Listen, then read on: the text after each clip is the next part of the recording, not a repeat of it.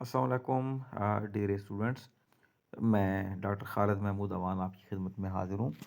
आज आपका जो पेपर है foreign policy of Pakistan part 1 BS का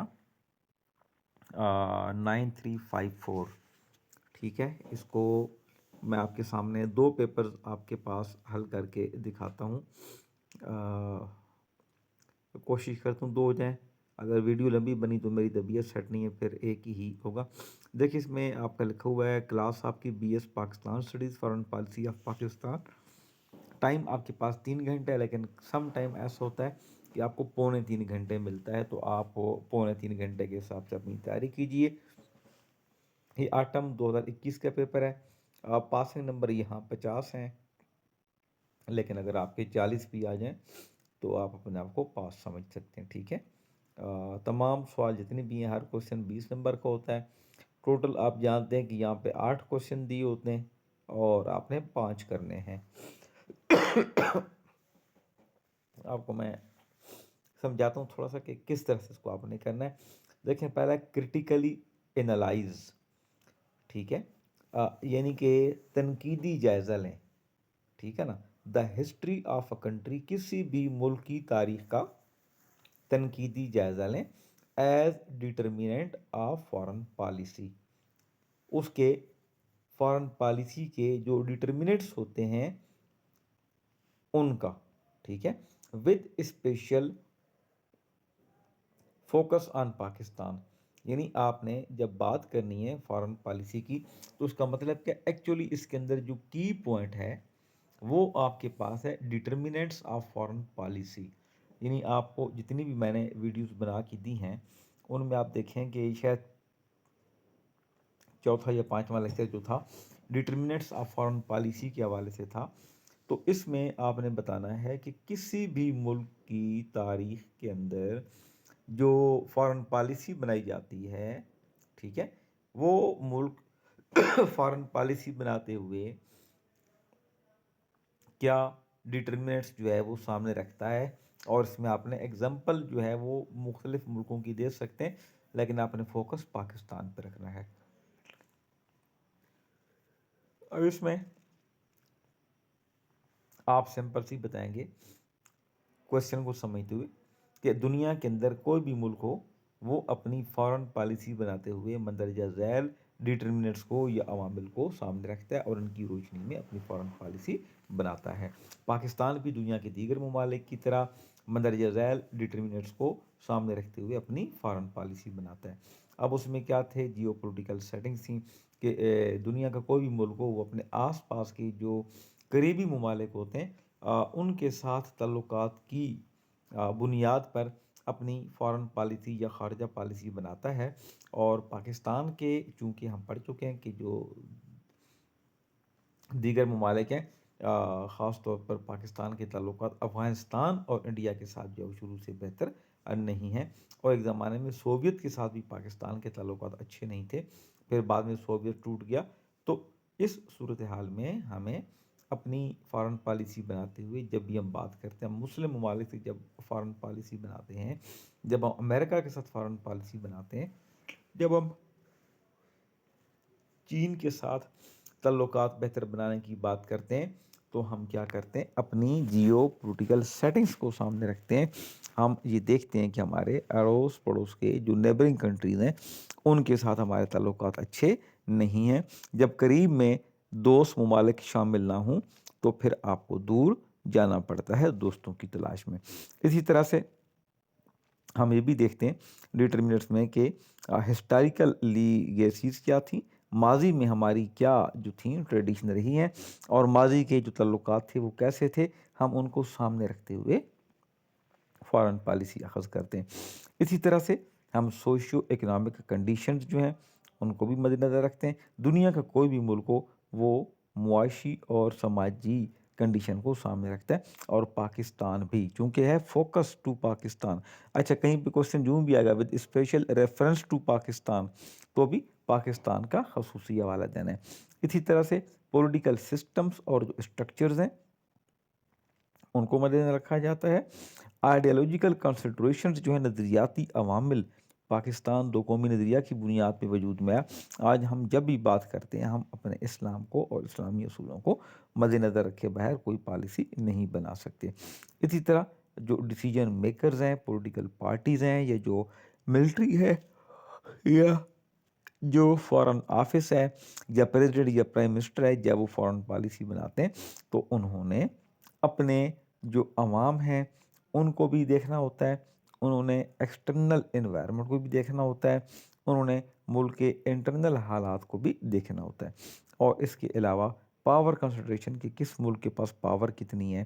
ظاہر ہے ایک مشہور جملہ آپ نے سنا ہوگا، چڑھتے سورج کے پجاری، تو وہ جس کے ساتھ دنیا کے تعلقات اچھے ہوں اور جو پاورفل ملک ہو تو اس کی بات ہر کوئی مانتا ہے۔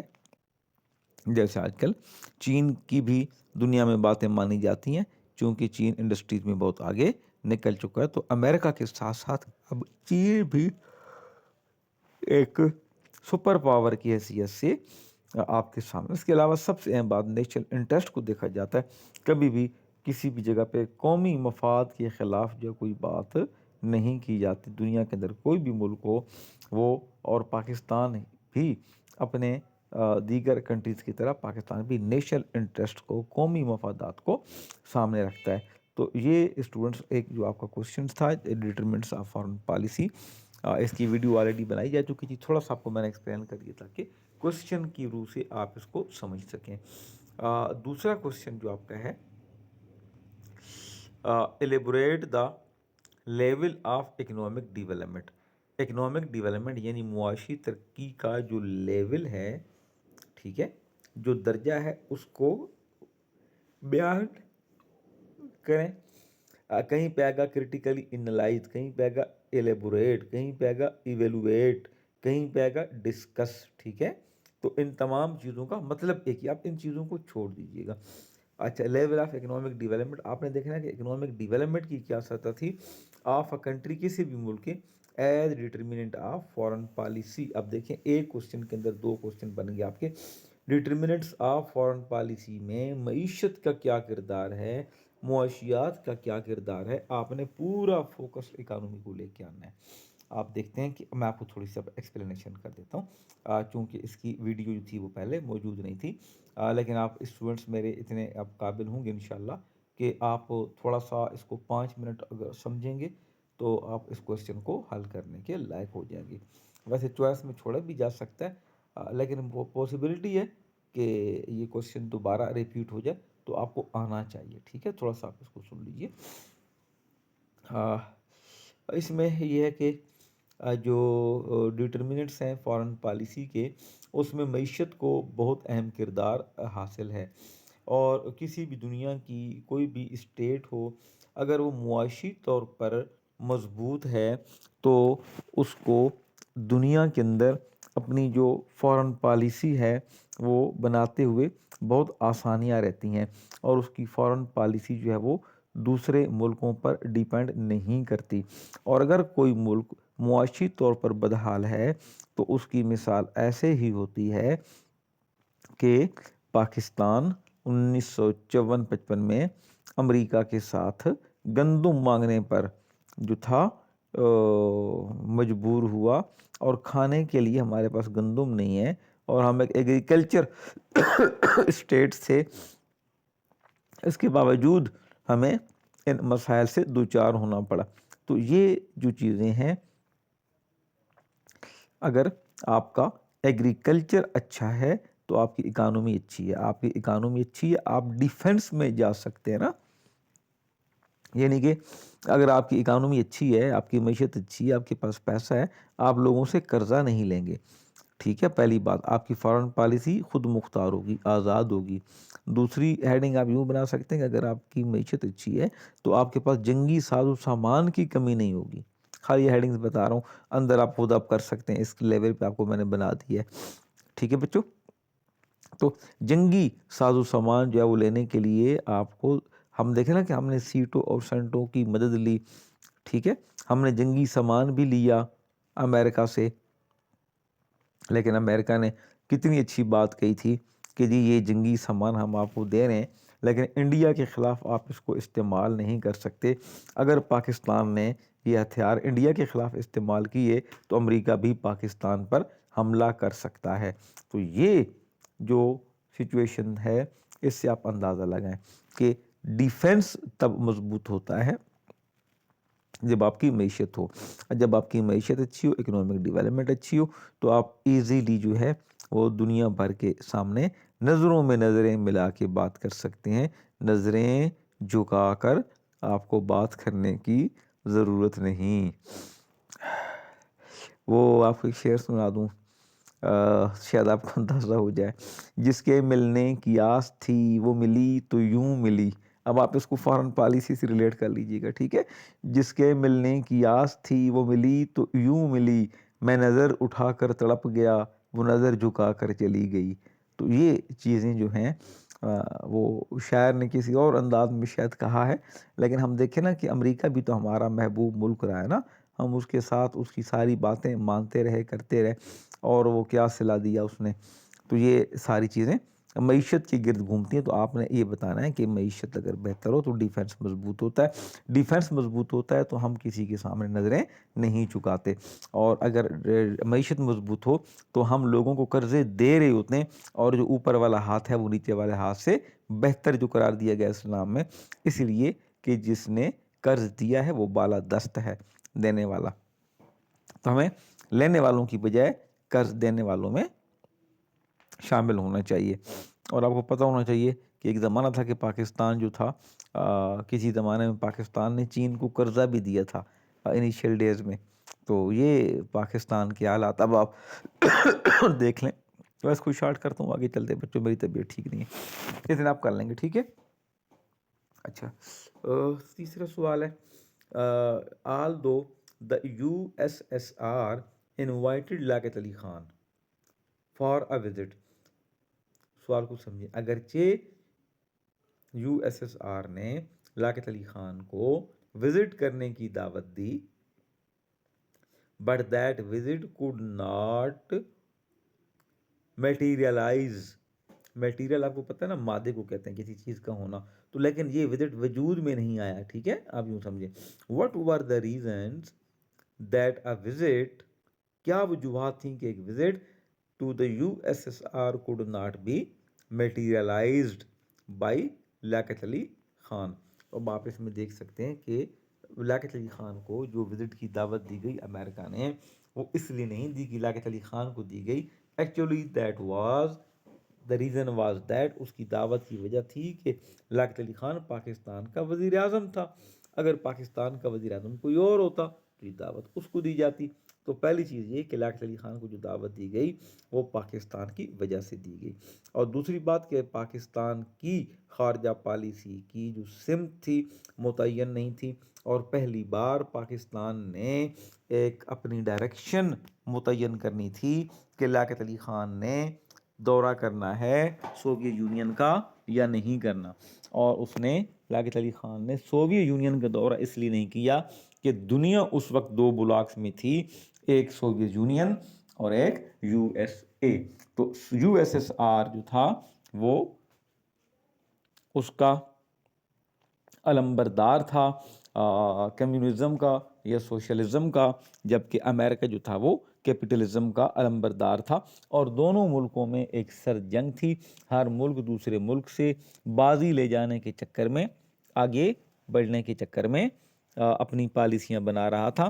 تو اس وقت پاکستان کو جب یو ایس ایس آر نے دعوت دی اور امریکہ کو خدشہ تھا کہ پاکستان جو ہے وہ اس کے ساتھ چلا گیا تو امریکہ کے مفادات آگے نہیں بڑھیں گے، لہٰذا امریکہ نے اپنے مفادات کو بڑھانے کی خاطر اسی اثناء میں جب یو ایس ایس آر نے پاکستان کو دعوت دی، اسی وقت امریکہ نے بھی اپنی حکمت عملی سے کام لیا۔ اس کی یہ فارن پالیسی تھی کہ وہ دوسرے ملکوں کو آپس میں لڑائے اور اپنی طاقت بنائے، لہذا اس نے امریکہ نے بھی مین ویل پاکستان کو دعوت دے دی، ٹھیک ہے۔ اس کو آپ نے وضاحت سے لکھ دینا ہے۔ دوسرا اس کا جو بنے گا مین ایک باقی چیز آپ خود سے لگا لیجئے گا، مرج کر دیجئے گا آگے پیچھے سے نکال کے. دوسرا جو اس کا آنسر بنے گا وہ یوں بنے گا کہ لیاقت علی خان پاکستان کے وزیر اعظم تھے. ان کو پاکستان کا وزیر اعظم اس لیے بنایا گیا تھا کہ وہ قائد اعظم محمد علی جناح کے دوست تھے اور جناح ان پر اعتماد کرتے تھے. لیکن لیاقت علی خان کی اس طرح سے کوئی پولیٹیکل گرفت نہیں تھی اور اس طرح سے کوئی ان کو بہت زیادہ جو تھا ان کا سیاسی ویژن نہیں تھا. اگرچہ انہوں نے بہت سارے کام کیے لیکن ان کا سیاسی ویژن نہیں تھا، اور سیاسی ویژن نہ ہونے کی وجہ سے انہوں نے ڈیپینڈ کیا. ایک سیاسی ویژن نہیں تھا اور دوسری سیاسی جماعت میں پبلک کے ساتھ ان کا کوئی انٹریکشن اس طرح سے نہیں تھا، عوامی توقعات کو نہیں جانتے تھے. اور انہوں نے اپنے دوستوں سے، اپنے ساتھیوں سے، مسلم لیگ کے لوگوں سے مشورہ کیا کہ جی لیاقت علی خان نے کہ سوویت یونین جو ہے اس نے ہمیں دعوت دی تھی لیکن اب امریکہ کی دعوت بھی آ گئی ہے تو ہم کیا کریں. تو ظاہر ہے کہ ہمارے جو پولیٹیکل سیاستدان تھے، جو پولیٹیکل ہمارے نمائندے تھے، ریپریزنٹیٹیو تھے، ان کی اولادیں امریکہ میں پڑھتی تھیں، امریکہ کے ساتھ، مغرب کے ساتھ ان کا لگاؤ تھا. تو انہوں نے لیاقت علی خان کو جو ایک بھولے سے آپ سمجھ لیں کہ وزیر اعظم تھے سادہ سے، ان کو سبز باغ دکھایا کہ جی آپ امریکہ چلے جائیں گے، سوویت یونین کو چھوڑ دیں، امریکہ آپ جائیں گے تو پاکستان کو زیادہ فائدہ ہے. تو لیاقت علی خان کی نیت پہ کوئی شک نہیں کیا جا سکتا، وہ پاکستان کے ایک اچھے وزیر اعظم تھے. لیکن وہ حالات ایسے تھے کہ انہیں اتنی سیاسی سوجھ بوجھ نہیں تھی جس کی وجہ سے انہوں نے سوویت یونین کا دورہ نہیں کیا اور امریکہ کا دورہ کیا. اب دوسرا ایک اور آپ پوائنٹ دے سکتے ہیں کہ لیاقت علی خان کا یہ دورہ کبھی ہوا ہی نہیں. اس کی کیا وجہ ہے؟ دیکھیں سوویت یونین کا یہ اب تیسرا پوائنٹ آپ ذرا نوٹ کر لیں. اچھا، جو لیاقت علی خان کا دورہ تھا، اس کا وزٹ تھا سوویت یونین کا، وہ نہیں ہوا، انہوں نے امریکہ کا کر لیا. تو 2 مہینے بعد سوویت چلے جاتے. اس کی وجہ کیا تھی کہ امریکہ اور سوویت میں سرد جنگ تھی. جب سوویت کا وزٹ کرنے سے انکار کر کے یا اس کو ہٹا کے منسوخ کر کے لیاقت علی خان نے امریکہ کا دورہ کیا تو اس کے بعد سارے راستے بند ہو گئے سوویت یونین سے تعلقات کے. اگر اس کی بجائے لیاقت علی خان پہلے سوویت کا دورہ کر لیتے اور امریکہ کو بولتے کہ جی میری وزٹ کا وہاں پروگرام ہے اور میں وہاں پہ دورہ کروں گا، اس کے بعد آپ کا دورہ کروں گا، دونوں ملکوں کو دورہ کر لیتے تو حالات بہت بہتر ہوتے. لیکن یہ وہی چیزیں ہیں کہ خارجہ پالیسی بنانے سے پہلے بھی یہ جو لوگ تھے ہمارے، ان کو حکومت میں کا ایکسپیرینس نہیں تھا نا. پہلے جو ہندو تھے وہ تو پہلے سے انڈیا میں حکومت کرتے رہے تھے. 1937 کے الیکشن کے بعد 1939 تک جب کانگریس نے وزارتوں سے ریزائن کیا تو مسلمانوں کو اتنا اندازہ نہیں تھا حالات کا کہ کس طرح سے حکومت کی جاتی ہے. تو نیا نیا پاکستان بنا تھا. اس کی ایک وجہ یہ بھی تھی. کہیں بھی آپ لیاقت علی خان کو ٹارگٹ نہیں کریں گے، ٹھیک ہے، لیکن ان کی بہت سارے مسائل تھے. اچھا، سوال نمبر 4 ہے what was the Baghdad packet of 1955. اب دیکھیں جب ہم پیپر بناتے ہیں، ٹھیک ہے، تو وہ پیپر کیسے بنتا ہے؟ آپ کو میں بار بار بتاتا ہوں کہ 1954 میں اور 1955 میں سیٹو اور سینٹو کا معاہدہ ہوا. تو سیٹو کا معاہدہ 1954 میں، سینٹو کا 55 میں، صرف ریئلائز کرانے کے لیے، ورنہ کوشچن کے اندر دیکھیں نا what was the Baghdad packet of 1955. اب آپ کو پوری چیزیں دے دی گئیں، آپ کو بتا دیا گیا کہ جی یہ بغداد میں معاہدہ ہوا، یہ عراق کا ایک شہر تھا، یہ 1955 میں ہوا، اس سے پہلے ایک معاہدہ 1954 میں ہوا تھا اور اب یہ 1955 میں ہوا. اچھا، what was the name of Baghdad pact change to CENTO. دیکھیں اس کا بھی جواب اس کے اندر دیا ہوا ہے، ہیڈنگ دی ہوئی ہے وائی واز نیم چینج، کہ 1955 میں یہ معاہدہ ہوا اور اگلے سال شاید یہ اس اگلے سال جو تھا یہ کیا نام ہے عراق اس میں سے نکل گیا. عراق کے شہر میں ہوا تھا بغداد میں معاہدہ، تو اس کا نام بغداد پیکٹ تھا. جب عراق اس میں سے نکل گیا تو ظاہر ہے وہ بغداد کے نام کا کوئی جواز ہی نہیں تھا، تو اس کا نام ہٹا دیا گیا اور پھر اس کا نام سینٹو رکھ دیا گیا. یعنی سینٹرل ٹریٹی آرگنائزیشن. اچھا نیکسٹ اس کا why had the U S A not join the Baghdad pact elaborate. اب بتائیں کہ یو ایس اے نے اس کو جوائن کیوں نہیں کیا؟ اس لیے کہ یو ایس اے یہ سارا جو معاہدہ تھا وہ کرانے والا تھا، اس نے خود نہیں جوائن کیا، وہ لیڈ کرا تھا، باقی لوگوں کو اکٹھا کرا تھا، جس میں ترکی تھی اور پاکستان تھا اور عراق تھا اور دوسرا برطانیہ وغیرہ تھا. تو وہ جو برطانیہ تھا وہ بھی ایکچولی یو ایس اے کی ہی نمائندگی کر رہا تھا، تو وہ خود پیچھے رہا اور تاکہ اس کا نام بدنام نہ ہو کہ وہ سوویت کے خلاف کر رہا ہے. اس نے سارے کروائے ضرور معاہدے، لیکن دنیا میں اپنے آپ کو بدنامی سے بچنے کے لیے کہ سوویت کے خلاف میں نہیں ہوں، دنیا اکٹھی ہو رہی ہے. اچھا جی، سوال نمبر 5 آپ دیکھیں، critically analyse the impact of Indo Pakistan war of 1965. اب دیکھیں نا پھر وہ جگہ کہ تجزیہ کریں کہ کیا امپیکٹ تھا، کیا اثرات تھے 1965 کی پاک بھارت جنگ کے on Pakistan relations with the U S A and other western countries. کی جنگ ہوئی پاکستان اور بھارت کی، تو دنیا کے ساتھ جو ہے یو ایس اے کے ساتھ اور ویسٹ کے ساتھ پاکستان کے تعلقات کیسے بنے. تو یہ آپ کو میں نے کہا تھا کہ آپ یہ ویڈیوز پہلے والی ساری دیکھ لیں، وہ اب دیکھ چکے ہیں تو اب آپ کو سمجھنے میں آسانی ہوگی. جن جن لوگوں نے وہ تمام ویڈیوز کم از کم 2 دفعہ سنی ہیں، آپ سے میں نے کہا تھا کہ ایک دفعہ وہ ویڈیو سن لیں، اس سے لیکچر بنا لیں اور لیکچرز پڑھنے کے بعد دوبارہ اس کو لازمی سنیں تاکہ آپ کو سمجھ میں چیزیں. تو آپ یہ دیکھیں کہ یہ کوسچنز آپ کے جانے پہچانے ہیں، لیکن آپ کو دماغ پہ تھوڑا بوجھ ڈالنا پڑے گا، تھوڑا سا زور ڈالنا پڑے گا. 1965 کی پاک بھارت جنگ ہوئی، اور اس سے پہلے یہ جنگ جو ہوئی اس سے پہلے پاکستان سیٹو اور سینٹو کا ممبر بن چکا تھا، اور پاکستان کو یہ امکان تھا کہ یقین تھا کہ امریکہ ان کی مدد کرے گا.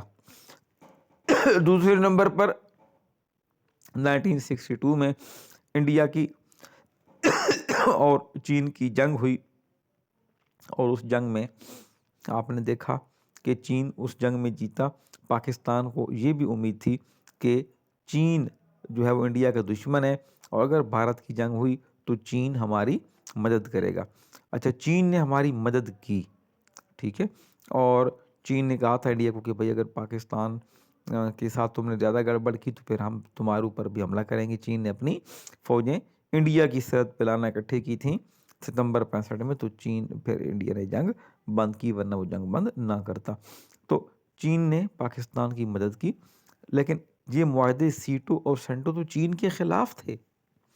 اس کے باوجود چین نے مدد کی ایک اچھے دوست کی طرح، جبکہ جو معاہدے کرنے والے تھے وہ آخری ٹائم پر ہم سے دور ہو گئے اور انہوں نے ہماری کوئی مدد نہیں کی، جس کی وجہ سے پاکستان کو ریئلائز ہوا کہ ہمیں کچھ کرنا چاہیے. یہ جو معاہدے ہم نے کیے ہیں مغربی دنیا کے ساتھ اور امریکہ کے ساتھ، ان سے ہمیں کوئی فائدہ نہیں ہو رہا. تو پاکستان نے اپنی فارن پالیسی پھر تھوڑی سی ریپلیس کی، اور پھر بعد میں 65 کی جنگ کے بعد بھٹو نے خاص طور پر یہ کوشش کی کہ خیر ایوب خان کی حکومت تھی 68 تک یا 69 تک، لیکن بھٹو نے بہرحال وہ چین کے ساتھ جو تھا اور سوویت کے ساتھ اپنے جو تعلقات تھے وہ بہتر بنانے کی کوشش کی. اگرچہ کہ وہ حکومت سے ریزائن کر چکے تھے، وزیر خارجہ سے انہوں نے 1966 میں ریزائن کر دیا تھا، لیکن تعلقات جو تھے وہ ان کے برقرار تھے. تو پاکستان جو تھا وہ آٹومیٹیکلی یو ایس اے سے اور مغربی دنیا سے دور ہو گیا. اچھا جی، چھٹا کوشچن ہے ڈیئر اسٹوڈنٹس کہ زیڈ اے بھٹو، آپ کو پتہ ہے ذوالفقار علی بھٹو اللیجڈ، اس نے الزام لگایا that U S A had threatened ہم، کہ یونائٹڈ اسٹیٹس نے اس کو دھمکی دی ہے آف ہوریبل کانسیکوینسز، خوفناک نتائج کی. What were the causes of such animosity shown by the USA towards Z.A. Bhutto? آپ بتائیں کہ کیا وجوہات تھیں جن کی بنیاد پر امریکہ نے ذوالفقار علی بھٹو کے ساتھ اتنا سخت رویہ اپنایا. Discuss Pakistan USA relations during Z.A. Bhutto government from 1972 to 1977. اب آپ کو کتنا اچھا بتا دیا کہ پاکستان کے اندر جو بھٹو تھے وہ وزیر اعظم بنے، 1971 میں پاکستان ٹوٹا، 1972 میں بھٹو پاکستان کے وزیر اعظم بنے، 1977 تک وہ پاکستان کے وزیر اعظم رہے۔ اس عرصے میں بھٹو نے دنیا کے ساتھ بہت سارے تعلقات قائم کیے۔ بھٹو نے جو اپنی خارجہ پالیسی بنائی، اس خارجہ پالیسی سے امریکہ جو تھا وہ خوش نہیں تھا۔ اس کی 2-3 وجوہات ہیں۔ پہلی وجہ کہ ذوالفقار علی بھٹو نے اسلامی سربراہی کانفرنس بلوائی 1974 میں پاکستان میں۔ یہ دوسری اسلامی سربراہی کانفرنس پوری دنیا کے مسلمانوں کو اکٹھا کرنے میں اہم کردار ادا کیا اس نے، اور اس کے رسپانس میں امریکہ کو یہ ہوا کہ بھٹو کے ساتھ کچھ کرنا پڑے گا، یہ اسلام کو اکٹھا کر رہا ہے، اس کو سبق سکھانا پڑے گا۔ دوسرا، بھٹو نے پاکستان میں قادیانیوں کو غیر مسلم قرار دیا۔ پاکستان کے آئین میں دوسری کانسٹیٹیوشنل امینڈمنٹ یا آئینی ترمیم کے ذریعے اس کا مطالبہ ہندوستان کے مسلمان بہت عرصے سے کر رہے تھے، پاکستان بننے سے پہلے بھی اور پاکستان بننے کے بعد بھی پاکستانیوں نے مطالبہ کیا۔ یہ جب کام کیا بھٹو نے تو انٹرنیشنل جو ورلڈ تھی اس نے پھر بھٹو کو جو ہے وہ عبرت کا نشانہ بنانے کا ایک فیصلہ کیا۔ تیسرا، بھٹو نے پاکستان کے کراچی کو انٹرنیشنل شہر بنا دیا۔ بھٹو کی دوستیاں بڑے بڑے لوگوں کے ساتھ تھیں، یہ سارا آپ کو بتا چکا ہوں، ٹھیک ہے۔ تو بہرحال اس کے بعد ہم دیکھتے ہیں کہ جو بھٹو صاحب تھے انہوں نے جب ایٹم بم بنانے کی بات کی تو امریکہ نے دھمکی دی۔ ہنری کیسنجر امریکہ کے وزیر خارجہ تھے، اس نے پاکستان آ کر بھٹو کو کہا کہ بھائی تم یہ ایٹم بم بنانا چھوڑ دو، اگر تم نے ایٹم بم بنایا تو ہم تمہیں عبرت کا نشان بنا دیں گے، ہم تمہیں پتھر کے زمانے میں پہنچا دیں گے۔ تو بھٹو نے کہا کہ ہم ایٹم بم بنائیں گے، بے شک ہماری قوم کو گھاس کھا کر ہی گزارا کیوں نہ کرنا پڑے۔ اور پھر یہ جو بات ہے یہ پوری ایک حقیقت ہے، یہ کوئی کہاوت نہیں ہے۔ تو آپ اس میں بتائیں گے کہ یہ بالکل ایسا تھا، بھٹو نے دھمکی دی تھی، بھٹو کو دھمکی دی تھی امریکہ نے، امریکہ کے وزیر خارجہ نے، اور اس کی وجوہات یہ تھیں کہ پاکستان جو تھا ایٹم بم بنا رہا تھا، پاکستان کے اندر قادیانی کو غیر مسلم قرار دیا، پاکستان نے اسلامی سربراہی کانفرنس بلائی۔ بھٹو نے جو ہے علماء اکرام کو یہ کہا تھا کہ میں پاکستان کو اسلامک اسٹیٹ بناؤں گا، اور یہ ساری چیزیں بھٹو نے پاکستان میں شراب پر پابندی لگائی، اس سے پہلے شراب عام تھی، اور آپ پڑھیں گے آگے کسی چیز میں کہ جب 1970 کی جنگ لگ رہی تھی تو پاکستان کے فوجی بھی وہاں شراب پی رہے تھے، یہ سارا افسروں کو ملتی تھی، لیکن بھٹو نے شراب پر پابندی لگائی صحیح معنوں میں کہ اب وہ کی شراب کی دستیابی نہ ہو کسی کے لیے۔ تو یہ بھٹو کے اقدامات جو تھے وہ انٹرنیشنل دنیا کے لیے قابل قبول نہیں تھے، یہ اس کی وجوہات ہیں۔ اور اوورال بھٹو اور امریکہ کے درمیان تعلقات کشیدہ رہے، سرد رہے تعلقات۔ وجہ کیا تھی کہ امریکہ جو تھا وہ بھٹو کو پسند نہیں کرتا تھا، اور کیوں پسند نہیں کرتا تھا؟ The reason behind it was that Bhutto was socialist, he was communist. اس نے جیتا بھی تو کمیونزم کا نعرہ لگا کے جیتا کہ اسلامی کمیونزم ہم لے کے آئیں گے، اسلام ہمارا دین ہے، قرآن پاک سے ہم استفادہ کریں گے، اور طاقت کا سرچشمہ عوام ہے، اور پاکستان میں جمہوریت ہوگی، اور ہم اپنے سوشلزم کے ذریعے مسائل کا حل نکالیں گے۔ تو بھٹو کمیونزم یا سوشلزم کا علمبردار تھا اور کیپٹلزم کے خلاف تھا، اور یہی وجہ تھی کہ بھٹو نے بعد میں چیزوں کو نیشنلائز کیا تھا، جتنے بھی ادارے تھے پرائیویٹ ان کو خرید کے گورنمنٹ کا بنا دیا تھا، تاکہ لوگوں کو زیادہ سے زیادہ سکون ملے، فیسلٹیز ملے۔ تو اس کو آپ کر لیجئے گا۔ 7واں سوال ہے what were the causes of tensed relations, tension والے ریلیشنز کی وجوہات بتائیں between Afghanistan and Pakistan since 1947۔ میرے خیال میں بہت اچھا آپ نے پڑھا ہوگا، ایزی سے سوال ہے کہ 1947 سے لے کے اب تک پاکستان اور افغانستان میں ٹینشن کی وجوہات کیا ہیں۔ وہ آپ کو پتہ ہے کہ افغانستان نے پہلے دن سے کہا کہ جی ہم تو اس ڈیورنڈ لائن کو نہیں مانتے، سرحد کو نہیں مانتے۔ خیبر پختونخوا کے جو علاقے ہیں ان پہ افغانستان نے اپنا مطالبہ کیا، کبھی کہا کہ افغانستان کو دو، کبھی کہتا ہے کہ ان کو الگ ملک بناؤ۔ جیسے خیبر پختونخوا میں کچھ شرپسندوں نے کہا تھا کہ ہمیں علیحدہ خیبر پختونخوا چاہیے اس وقت، تو یہ جو تھے بھٹو جو افغانستان، انہوں نے کہا کہ جی ہم ان کے ساتھ ہیں، ان کا مطالبہ جائز اور آپ ان کو علیحدہ وطن دیں. تو یہ ایک تھا. پھر یونائٹڈ نیشنز میں افغانستان نے پاکستان کی رکنیت جو تھی اس کی مخالفت کی. اور پھر ہم یہ دیکھتے ہیں کہ کبھی کبھار روس افغانستان اور پاکستان کے حکمرانوں نے وزٹ کیے، لیکن اوورال ہمارے ہاں جو حالات تھے. پھر پاک افغان وار میں، سوویت افغان وار میں پاکستان نے سوویت کے خلاف افغانیوں کو ساتھ دیا، لیکن جیسے ہی وہاں سے وہ حالات خراب ہوئے، سوویت ٹوٹا، واپس گیا. یہاں پہ افغانستان کے حالات خراب رہے اور پاکستان نے مہاجرین کو ایز اے اسلامی مملکت ہونے کی اور ایز اے مہاجرین اور پناہ گزین ان کو ادھر اجازت بھی دی. یہ جو پناہ گزین تھے یہاں کلاشنکوف اور ہیروین لے آئے، اور پاکستان میں ڈکیتیاں، چوریاں اور یہ نشہ پھیلانے کے واقعات بہت تیزی سے بڑھنے لگے. یہ بچوں اس طرح کے مسائل تھے. پھر ہم دیکھتے ہیں کہ طالبان کی حکومت قائم ہوئی، پاکستان نے اس کو وہ کیا، قبول کیا. لیکن پھر کچھ عرصے بعد جب امریکہ نے افغانستان پہ حملہ کیا 9/11 کے انسیڈنٹ کے بعد، تو پاکستان کو ایک بار پھر افغانستان کے خلاف جو ہے وہ امریکہ کو اڈے دینا پڑے. اور پھر جب امریکہ کو طالبان نے بھگا دیا، امریکہ یہاں سے جہاز چھوڑ کے چلے گئے، بھاگ گئے یہاں سے، اپنا اسلحہ چھوڑ کے، چیزیں چھوڑ کے، فوجیوں کی جان بچا کے خالی کر دیا.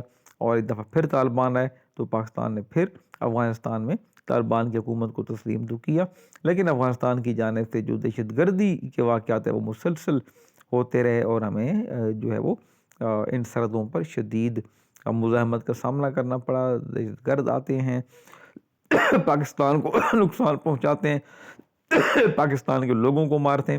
تو ظاہر ہے کہ پھر پاکستان کی آرمی کو بھی کارروائی کرنا پڑتی ہے دہشت گردوں کے خلاف. اور ہماری جو ہم جب کارروائی کرتے ہیں تو پھر افغانیوں کو تکلیف ہوتی ہے کہ جی یہ پاکستان کارروائی کیوں کرتا ہے. تو یہ تھوڑی سی چیزیں آپ کو میں نے تازہ کر دیں. نیکسٹ آخری question, discuss Pakistan relation with China from 62 to 1977. اب اس ریلیشنز کہیں بھی آ سکتے ہیں. یہ جو آپ کو میں نے فیسز پڑھائے تھے، third phase of Pakistan foreign policy 1962 to 1977، اس میں آپ دیکھیں کہ اس عرصے میں جو ریلیشن میں نے آپ کو پڑھا تھا 1962 ٹو 71 تک پڑھا دیا تھا، تو بہرحال یہ 77 تک آ گیا ہے. تو 62 میں آپ دیکھیں سمپل سی بات کہ چین اور انڈیا کی جنگ لگی، ٹھیک ہے. 62 میں 1963 میں اگلے سال پاکستان اور چین کے درمیان سرحدی معاہدہ ہوا. اس سرحدی معاہدے کے روح سے جو تبت کا علاقہ تھا، چین کی خواہش پر پاکستان نے چائنا کو دے دیا، جبکہ چین نے K2 کی چوٹی پاکستان کو گفٹ کی. کہ K2 was the part of China, but اس نے پاکستان کو ایز اے ہدیہ، ایز اے تحفہ دیا تاکہ دونوں ملکوں کے درمیان تعلقات خوشحال رہیں. اس کے بعد 65 کی جنگ ہوئی، چین نے پاکستان کی بھرپور مدد کی. اس کے بعد پھر ہم دیکھتے ہیں کہ 71 کی وار ہوئی، اس میں بھی چین نے بے شمار مدد کی. اور پھر بھٹو کے دور میں 72 سے لے کے اور 77 تک ٹوٹلی پاکستان کے جو ریلیشنز تھے وہ چائنا کے ساتھ رہے، کیونکہ چائنا جو تھا وہ، اور ساتھ سوویت کے ساتھ بھی ریلیشن بنانے کی کوشش کی گئی، اور ان ملکوں نے پاکستان میں بے شمار پروجیکٹس کیے، چائنا نے بھی اور سوویت نے بھی. تو یہ ان چیزوں کو آپ دیکھ لیجئے گا. میرے خیال میں اتنا کافی آپ کو سمجھ میں آ گئی ہوگی. اور ایک پیپر کل آپ کو ویڈیو بنا دوں گا تاکہ آپ کو کلیئر ہو جائیں چیزیں. اگر ٹائم ملا تو 2 بنا دوں گا. آپ کا پارٹ 1 کا سارا سلیبس یہاں سے کلیئر ہے. یہی چیزیں پھر پارٹ 2 میں بھی آئیں گی، اس کا پیپر آپ کو پھر بعد میں بنا دوں گا. میں آپ سے معذرت خواہ بھی ہوں کہ پچھلے ایک ہفتے سے آپ سے ویڈیوز نہیں بنا سکا، چونکہ طبیعت میری بہت ناساز، ابھی بڑی مشکل سے ویڈیو کو بریک دے کے میں نے اور وہ کیا ہے. لیکن بہرحال ہماری دعائیں کہ اللہ تعالیٰ آپ کو کامیاب رکھے، کامیاب کرے، اور دعاؤں میں یاد رکھیے گا. اللہ حافظ.